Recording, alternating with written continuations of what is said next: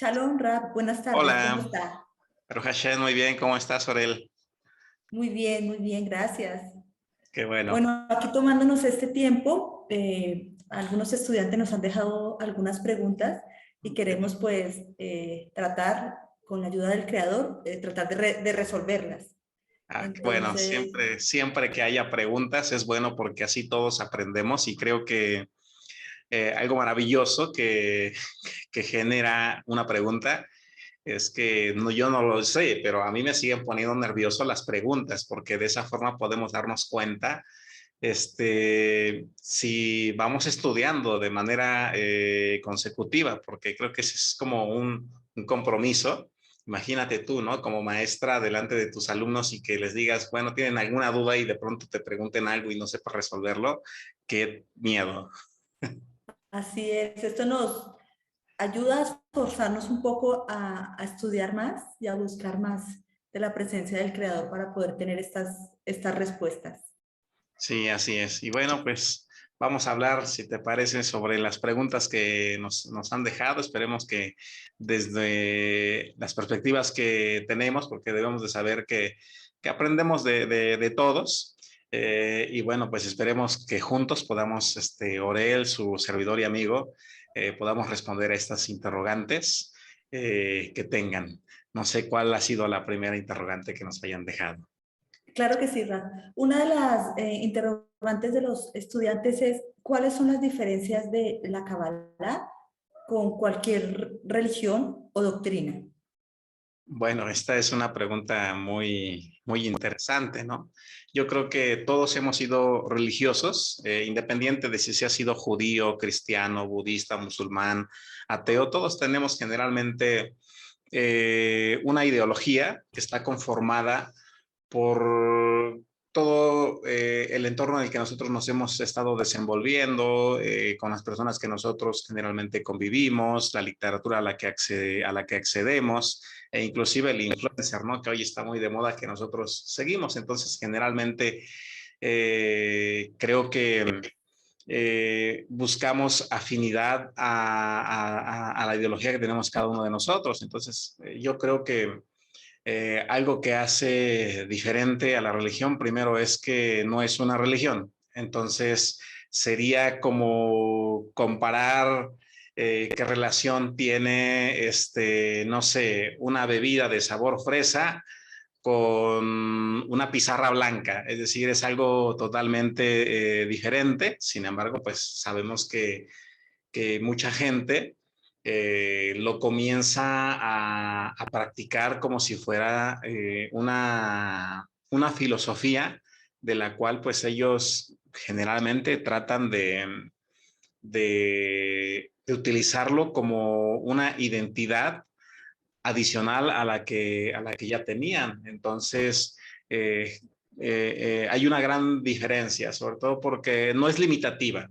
Es decir, en la Kabbalah nosotros no tratamos de convencer a nadie ni de buscar adeptos. Lo que sí hacemos es invitarlo a que la persona se cuestione, que pregunte y que no crea todo aquello que ha estado creyendo sin un fundamento. Inclusive mencionamos que en la Kabbalah, algo que dice Rab Maimónides, es que la persona tiene que utilizar y desarrollar la intelectualidad. Y es que todos somos muy inteligentes, todos somos muy sabios, todos somos muy estudiosos.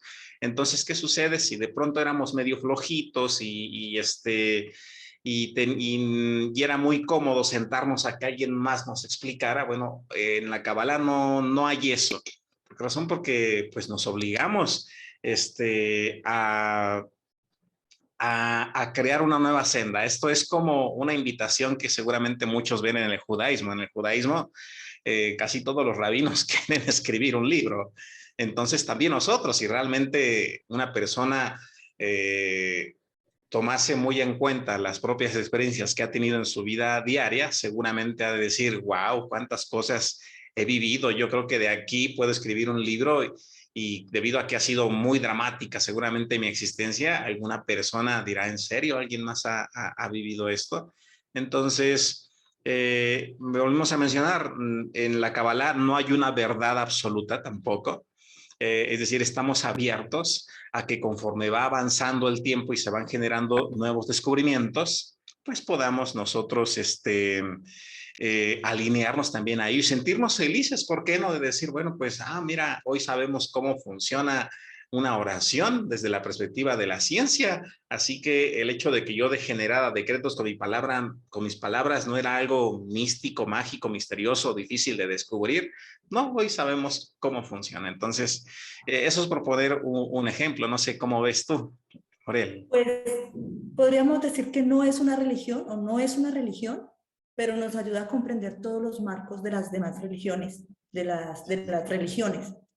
Por poner un ejemplo, en el tema del cristianismo, la Kabbalah nos puede ayudar a entender qué fue todo lo que hizo el rabino Yeshua cuando vino a la tierra, ¿no? Él vino a cumplir un propósito y desde la perspectiva cristiana, pues nunca se entiende o nunca se explica, los líderes religiosos no se preocupa por explicar qué fue lo que hizo este rabino y cómo lo hizo, porque toda la manifestación de milagros que hizo la hizo a través de la Kabbalah, entendiendo los libros de Kabbalah. Sabemos que en el Tanakh no se dice mucho de él, desde los 12 hasta los 33 años que reaparece a ejercer lo que llama el cristianismo su ministerio, y en los textos aparece que él estuvo en Qumran con los esenios estudiando Kabbalah. Entonces, enfocándonos en el tema de la Kabbalah, no es una religión, pero sí nos ayuda a entender todos los marcos religiosos. Por Yo su... definiría, perdón, Sí, sí, sí. adelante. No, sí, adelante, adelante, yo digo por supuesto. Ok. Yo la definiría más bien como un camino espiritual que nos abre una perspectiva totalmente diferente a la que nos lleva la religión. Es un camino, más bien un camino espiritual que también nos hace alimentar nuestra intelectualidad. Claro, sobre todo porque es multidisciplinaria, porque aquí si nosotros lo llevamos a un enfoque teológico, seguramente se tiene que romper primero la barrera que existe en el estudiante de Kabbalah, porque es muy importante que nosotros le digamos, por ejemplo, a aquellos que están estudiando espiritualidad, que muchas veces hay mucha gente que sale del cristianismo, Baruch Hashem, dice, estoy entendiendo, y hay movimientos llamados como las raíces hebreas. ¿Y qué sucede? Muchas veces llegan a volverse también un tanto inquisidores con las personas que todavía se encuentran sujetas a creencias religiosas.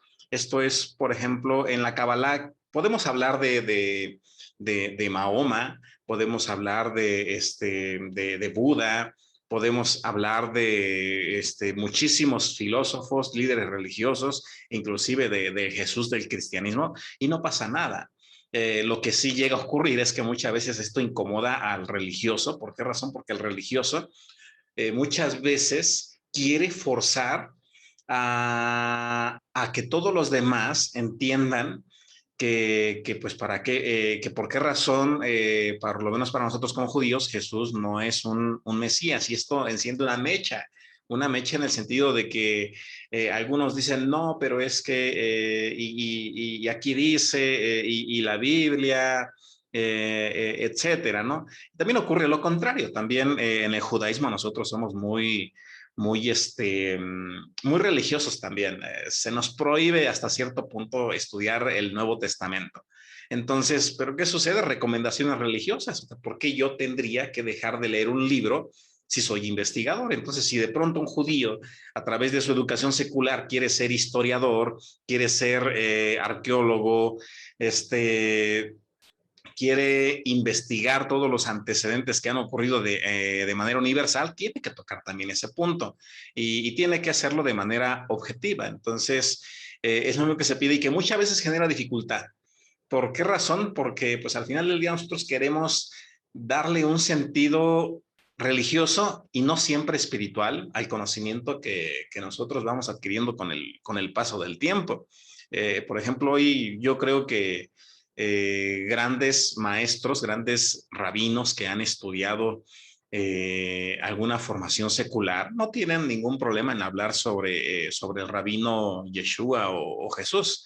Y hay otros que apenas escuchan el nombre y podría suceder, este video lo van a cerrar. No, estos están hablando del movimiento mesiánico. Y decimos, no, tampoco somos mesiánicos.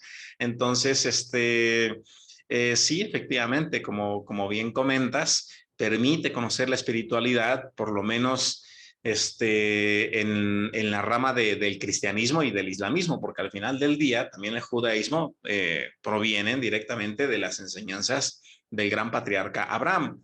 Y bueno, pues, y Abraham no era ni judío, no era ni musulmán, no era ni cristiano. Es decir, él era prácticamente, fue educado en una cultura sumeria.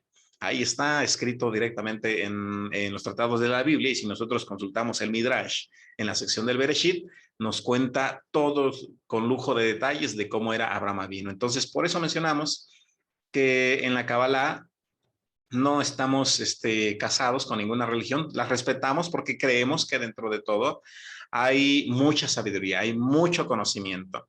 Y bueno, pues retomando lo que comentas acerca de este rabino, por supuesto que sí. Se sabe muy bien que tuvo que formarse como Mecubal, porque todo lo que hace es Kabbalah. Es decir, no hay forma de que nosotros veamos a este rabino sin que esté realizando algún acto cabalístico. Bien, y esto, aunque no le guste a muchos les gustaría decir, no, es que esto no es así.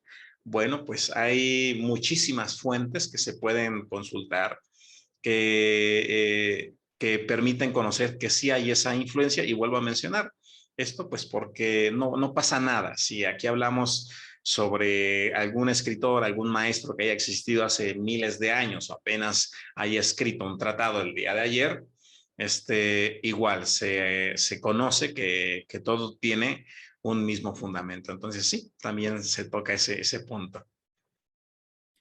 Muy bien, Rafa. Pues veo también que muchas de las preguntas de los alumnos están relacionadas con el tema de los sefer, el tema de los libros. Y lo hemos mencionado también en algunas clases de la importancia de tener en contexto estos libros, estos sefer, para poder avanzar en el conocimiento de la Kabbalah. Yo personalmente pienso, bueno, como en esta, podríamos decir, como esta disciplina, como cualquier otra, necesitamos tener un mínimo esfuerzo, o a veces máximo, en involucrarnos con los libros o estar relacionado con los libros. Alguna vez comentaba el Rap, es imposible que alguien quiera comprender la Kabbalah si no ha tenido un acercamiento a los libros como el Tanaj, a la Torá, porque no es posible pues, tener tantos conceptos o avanzar en los conceptos si no tenemos este marco previo del conocimiento que nos brindan los sefer, los libros. ¿Qué opinas sobre esto? Bueno, sí, esto es inevitable. Cuando se escriben tratados zoháricos, por ejemplo, Shimon Bar Yochai, cuando escribe el Zohar, cuando Maimónides escribe Mishneh Torah, o la Guía de los Perplejos, o Abraham Abulafia, escribe también sus propios textos. Debemos de saber que va dirigido a un pueblo que tiene una cultura, y esta cultura está fundamentada en una educación que de manera primaria le lleva a conocer los fundamentos de la Torá. Y otro texto que también es muy amplio, que es el Talmud.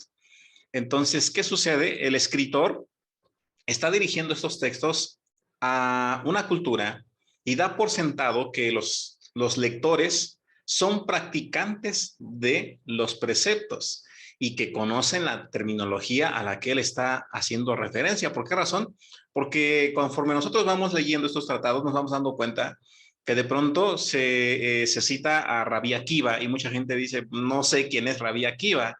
Ben Eliezer, y dicen, ¿y quién es este rabino? Entonces, la persona no va a tener la más mínima idea de lo que se está hablando. Entonces, sí tendríamos nosotros que familiarizarnos. Es sencillo cuando se citan textos del Tanaj, porque de pronto hay quien dice, sí sé quién es el rey David, sí sé quién es Noé, sí sé quién es Moisés, sí sé quién es este personaje. ¿Por qué razón? Pues porque lo ven en películas, ¿no? Cada periodo en cada año, ¿no? Entonces, la gente se familiariza y eso pues le va a dar muchísimas herramientas. Pero no así conforme vamos avanzando. ¿Por qué razón? Porque llega un punto en el que se comienza a hablar de en el árbol de la vida hay una esfera, ¿no? La esfera número 11 que es Da'at. Pues todos conocemos el árbol de la vida, tiene 10 esferas y sus significados, pero de pronto vemos que de Tiferet, espero que quienes vean sepan de qué estamos hablando, pero del Keter, que es la esfera que está hasta arriba, hacia Tiferet, que es la esfera que se encuentra en medio, que representa el corazón, hay un espacio y en ese espacio se incorpora una 11ª esfera que se conoce como Da'at, que es el conocimiento, y es el ingreso a el antagonismo del árbol de la vida, que se conoce como Sitra Ahra. Y entonces se comienza a estudiar el mundo clipótico o las cáscaras vacías, que son energías de baja vibración. Entonces, si de pronto nosotros comenzamos a utilizar ello en una clase de introducción a la Kabbalah, pues seguramente el estudiante va a decir, no, esto es muy complicado, yo ya me voy, creo que me equivoqué, y a veces se llega a pensar, no, es que este maestro no explica bien, ¿no? Creo que todos los maestros explican bien, obviamente, debemos de saber en dónde nos colocamos, porque hoy lo que ocurre es que, por ejemplo, pues mucha gente pone ahí en Google, ¿no? Ahí en YouTube, no sé, oración para ser próspero, oración para sanar, oración para ser exitoso, para derrotar a mis enemigos, y van a salir, infinidad de información, y dentro de ellos también la Kabbalah. Va a aparecer algún maestro que le está diciendo, estas son las letras que usted tiene que pronunciar, y le dice, cierre los ojos, imagínese un Maged David, una estrella de David dorada, encienda las letras. Entonces la gente va a llegar y lo va a hacer por superstición, y no tiene el más mínimo conocimiento de qué significa simbólicamente una estrella de David, cómo se encuentra incorporada también dentro del árbol de la vida. Entonces, sí es muy importante que nos esforcemos, si realmente nosotros queremos conocer los niveles ocultos de una Biblia. Entonces, pues sí es importante que estos sefer, estos textos, se vayan consultando. Inclusive, pues, se menciona, ¿no? Que vamos a comenzar a cambiar nuestra biblioteca. De pronto vamos a estar adquiriendo textos y textos y textos, y eso es maravilloso. ¿Por qué razón? Porque podemos ver las diferentes perspectivas que tienen los escritores, los diferentes maestros, obtener nuestra propia perspectiva, porque de eso se trata de que nosotros nos demos la oportunidad de precipitar ideas nuevas y que no estemos repitiendo lo mismo que escuchamos de otros maestros, porque eso es muy común que nosotros tengamos a un maestro, tomemos una frase que son maravillosas muchas veces y decimos, esto lo dijo el maestro. Bueno, sí, está bien, pero ¿y qué has dicho tú? ¿Tú qué estás precipitando? Entonces, por eso es muy importante que vayamos incorporando todos nueva literatura, si es posible, y que, bueno, estudiemos lo más que se pueda. También escuchamos las diferentes perspectivas que existen en referencia a esta enseñanza. Al final del día, el pueblo de Israel es el pueblo del libro. Entonces, imagínense, si tuviese alguien que adquirir literatura relacionada con la mística judía, pues se va a sorprender. ¿Por qué razón? Porque si hablamos de mística, pues estamos hablando no solamente de Kabbalah, sino de muchísimas otras disciplinas u otras prácticas. Así es. Ay, así es, Rap.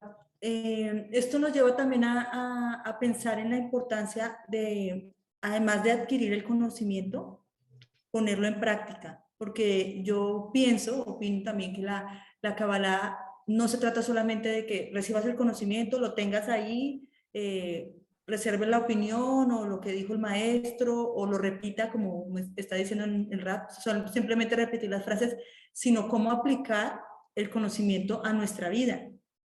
Claro. Y hemos estado desarrollando durante los últimos meses, creo que se ha hecho un esfuerzo enorme para que cada vez haya más prácticas, ¿no? El estudiante pueda empezar a meterse más en el tema de las meditaciones, de hacerlo correctamente, precisamente con esa perspectiva, ¿no? Que no se quede el conocimiento ahí, sino que el estudiante pueda ver si hace una práctica, el resultado que va a tener, ¿no? Y lo bueno que va a ser para su vida. Entonces, creo que no es solamente dejar el conocimiento en información en almacenada, sino realmente traerlo a la práctica diaria de nuestra vida, porque la Kabbalah está diseñada para ponernos a nosotros en el lugar correcto, ¿no? En el lugar correcto para recibir todo lo que nos está emanando el universo y el creador. Entonces, estas prácticas nos acercan precisamente a esta forma.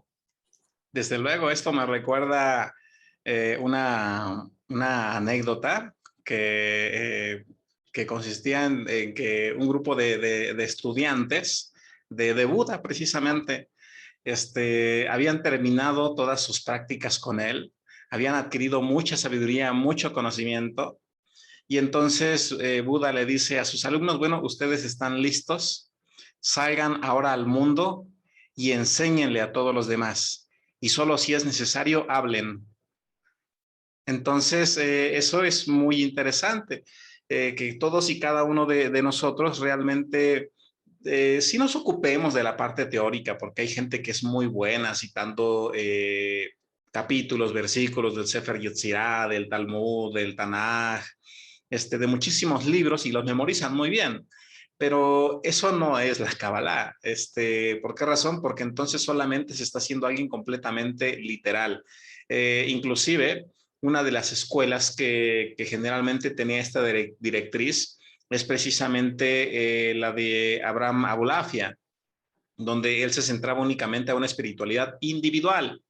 Y no así como Shimon Bar Yochai. Shimon Bar Yochai dijo, no, esto que estamos aprendiendo no debe de quedarse solamente para nosotros, debe de compartirse con todos los demás e impactar en toda la conciencia colectiva para que de esta forma este mundo que nosotros habitamos realmente pueda ser un lugar en el que las nuevas generaciones puedan habitar con más armonía. Entonces, pues sí, es muy importante y la práctica también. ¿Por qué razón? Porque mucha gente desconoce, por ejemplo, las ramas que hay de la Kabbalah, que esto es algo que acabamos de platicar en una clase pasada. Mencionamos, mucha gente desconoce cuáles son las ramas principales que hay en la Kabbalah. Y debido a que, pues, pocas veces, y es normal, pocas veces realmente hay quien se dedica al estudio completo de la Kabbalah. ¿Por qué razón? Porque tiene que tener actividades laborales con su familia, todo lo que implica la sociedad. ¿Y qué sucede? Pues muy pocos realmente dicen, bueno, pues vamos a estudiar las tres perspectivas y cuando se habla sobre la perspectiva de la Kabbalah individual que mencionaba es muy enfocada a Abraham Abulafia y todas sus enseñanzas de manera grupal, que es Shimon Bar Yochai, de manera mística mágica, según los tratados también de Yosef de la Reina, nos vamos dando cuenta de que todo es de que todo se tiene que llevar de una u otra forma a la práctica, de práctica en el sentido de que debemos de ser personas que realmente nos conducimos amando a todos los que se encuentran a nuestro alrededor. Esa es una práctica, pero también está la práctica individual, que es la de aprender a conocerme a mí mismo a través de los espacios de itbotetud, de meditación, de silencio, que yo debo de procurar para que de esta forma yo sepa si realmente soy quien digo que soy o no quien me imagino momentáneamente y que actúa conforme a la información residual que todavía sigue estando presente de todos los tutores que siguen jugando un rol a manera de influencia en mi diario vivir. Y bueno, pues también hablando sobre ese tipo de práctica está la otra práctica, la práctica mística, donde pues la gente comienza a realizar una serie de ceremonias, una serie de rituales que no son por superstición o por tradición. Entonces, todo nos debe de llevar inevitablemente a la práctica. Primero, en la convivencia con el prójimo. Segundo, para con nosotros mismos y de manera adicional para conocer cómo es que estamos interconectados con todo el cosmos. Es decir, que lo que yo haga no solamente va a influir a la persona, al hombre, a la mujer que está cerca de mí, sino también a la criatura, porque muchas veces nosotros decimos, bueno, ¿qué sucede si de pronto yo me divorcio? Bueno, si yo me divorcio, pues muchas veces pensamos nosotros en, eh, en nuestro propio beneficio, pero ¿qué sucede con los hijos? ¿Qué sucede con el mundo material? ¿Y qué sucede también con el gato, con el perro? Entonces, ¿qué sucede? No son menos, nosotros somos antropocéntricos, que volvemos a mencionar, eso es la instrucción de Abraham Abulafia, que nosotros nos ocupemos por nosotros mismos, que vuelvo a mencionar, no es malo, incluso el árbol de la vida nos menciona que para ello, Lej Lejá dice, que nos debemos de conocer internamente. Y bueno, pues si no nos conocemos nosotros internamente, pues realmente no vamos a alcanzar toda esa potencialidad y vamos a estar repitiendo una serie de patrones que son esquemas que nosotros llamamos religiosos, no porque hablemos sobre grupos que se reúnen en una iglesia, en un templo, en una sinagoga, sino por el pensamiento que nosotros tenemos tan hermético que no nos queremos mover de ahí. ¿Por qué razón? Porque si me muevo yo de ahí, me voy a dar cuenta de que estoy indefensa o indefenso. Y eso pues no gusta absolutamente a nadie. Entonces sí tiene que ser completamente práctico, al menos en estos tres esquemas que son importantes en la vida de toda la creación, incluyéndonos a nosotros mismos.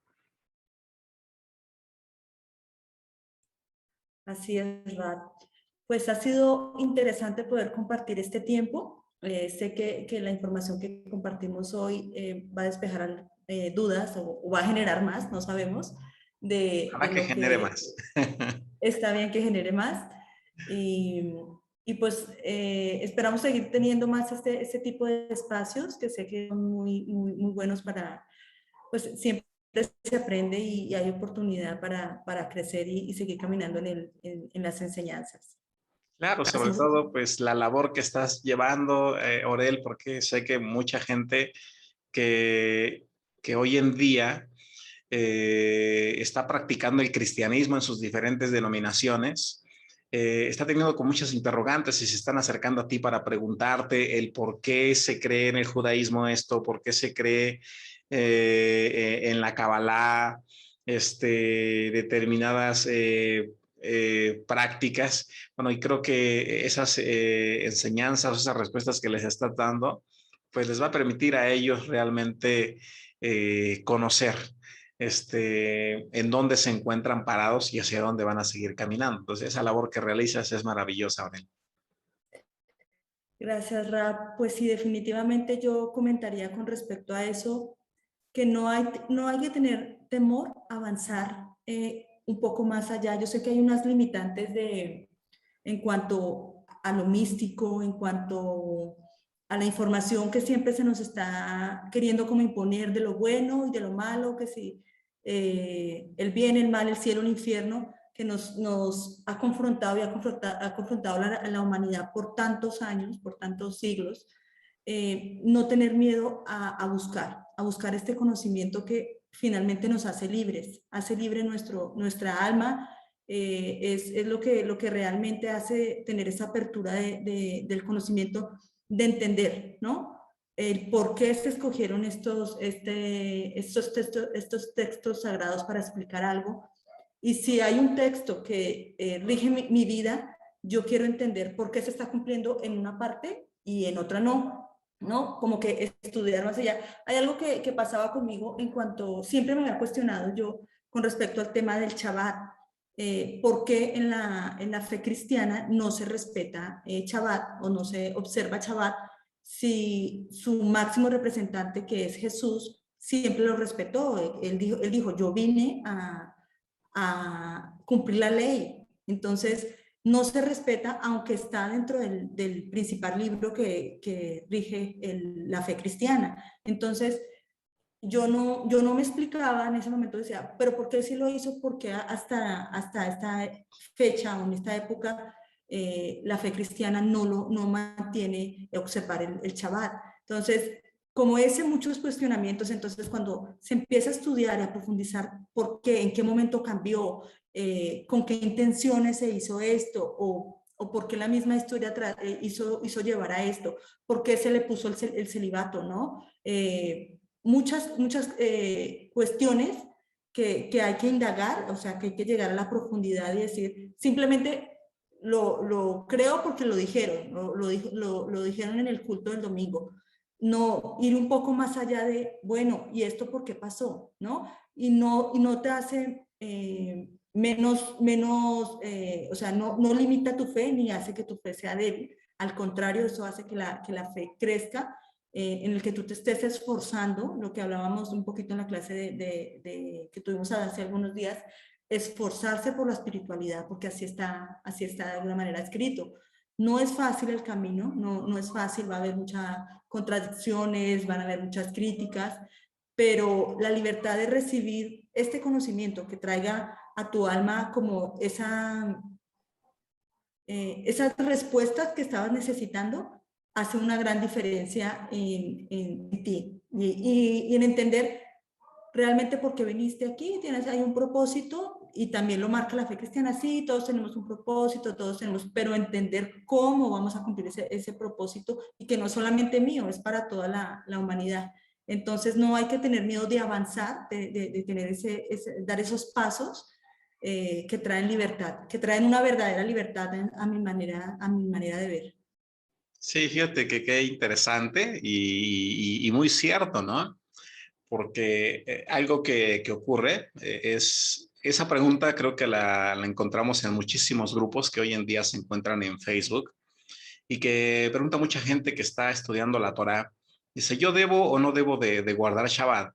Entonces, en el judaísmo, hay algunas comunidades reformistas que no dicen así, dicen, no, no estás obligado. Tienes que ser Menoaj, tienes que ser Noajida. Y perdón, pero el término de Noajida no aparece en la Torá.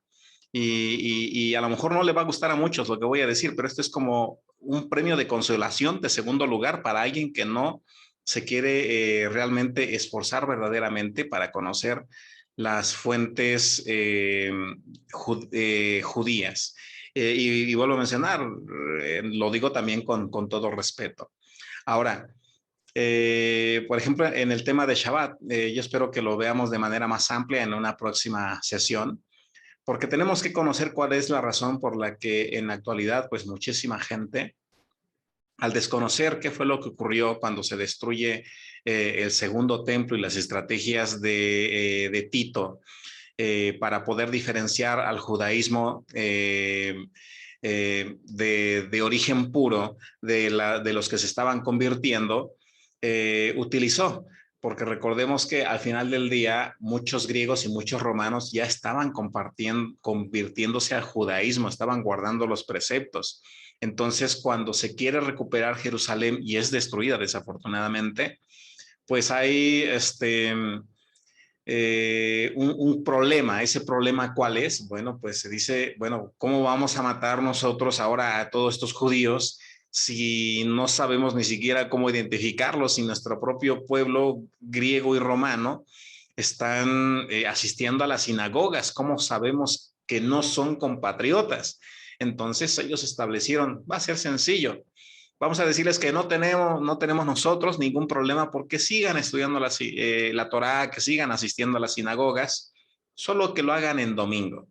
Sabemos que el judío no va a hacerlo en domingo. Los convertidos no va a haber ningún problema. Van a decir, bueno, sigo yendo a la sinagoga, sigo aprendiendo. Entonces, ¿qué ocurrió?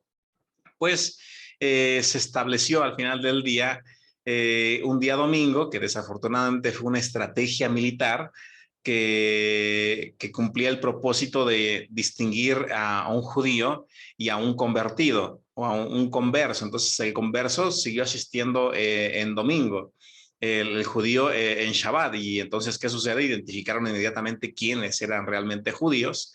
Y bueno, y a partir de ahí pues se quedó establecida esta práctica aún en la actualidad. Inclusive pues volvemos a mencionar, y citaste un texto muy cierto de este rabino. Este rabino mencionó que él no había venido a cambiar ni una sola letra de la Torá.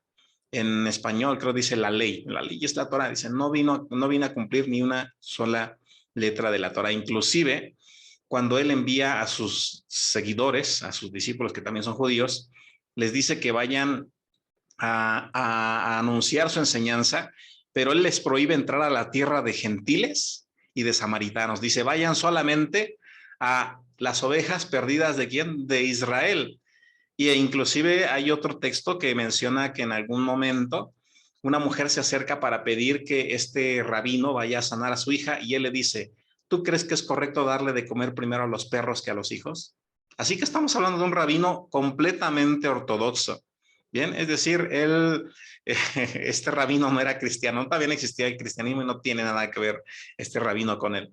Pero lo vamos a ver de forma más amplia, si les parece, en una segunda parte de este video, donde hablaremos obviamente sobre qué fue lo que ocurrió y por qué razón sí deberían de guardar Shabbat. Olvídese del tema religioso. Le invito a que investigue sobre las investigaciones del impacto en la conciencia colectiva realizados en la Universidad de San Petersburgo en Rusia, que vean de qué forma una conciencia colectiva unificada y puesta de acuerdo en un evento genera cambios. Y esto ya no es religión, esto es espiritualidad. Así que científicamente es mejor que la gente haga Shabbat, pero que entienda por qué razón y no desde la perspectiva religiosa, porque en Shabbat todos estamos agradeciendo, estamos orando por la esposa, por el esposo, en el sentido de que le agradece por todo lo que ha hecho esta semana. Se lee una porción de la Torá, se tiene una cena en la que se procura que todos estén reunidos por lo menos una vez a la semana. Una persona muy especial dice, yo creí que el Shabbat nada más era por la copita de vino y que por eso hacía Shabbat. Entonces, no nada más es por la copita de vino y las velas o la gran cena, sino por todo lo que implica que en ese momento, en una ventana de 18 minutos, millones de personas estemos haciendo exactamente lo mismo, bendiciendo a las familias, a todos. Y bueno, y el resultado se ve, por eso menciono, no lo haga desde la perspectiva religiosa. Si alguien le dice que usted no debe de guardar Shabbat, yo le diría, mejor vea las investigaciones que se han realizado en la Universidad de San Petersburgo. No recuerdo el nombre también de dos investigadores norteamericanos que se han enfocado a mostrar evidencia sobre el impacto de la conciencia colectiva, lo que hoy se conocen como decretos. Entonces, la respuesta científicamente es, por supuesto, que debe de hacer Shabbat. Aquel que diga que no, pues bueno, también lo invitamos a ver esas investigaciones. Bien, Así es, entonces, traer luz espiritual a nuestra casa, luz espiritual a nuestra vida y a la vida de las personas que nos rodean. así es. Muy Bien, bien, Ra. bueno, Entonces, bueno. bueno, ¿cierra o cierro? Este, Adelante, Ra. Ok, bueno, pues gracias, Orel, por este espacio. Que Boreolam, el creador del universo, te siga bendiciendo en todo el conocimiento que estás adquiriendo, a ti y a todos los tuyos y a todos los que nos están viendo. Deseamos que el creador les bendiga en gran manera, que esta chispa de información se multiplique de forma que pueda influir de manera positiva en todos sus seres amados, desde el más pequeñito hasta el más grande. Yo dejo un abrazo a su alma y a su corazón, también a ti, Orel. Hasta pronto. Hasta pronto. Shalom. Shalom, hasta pronto.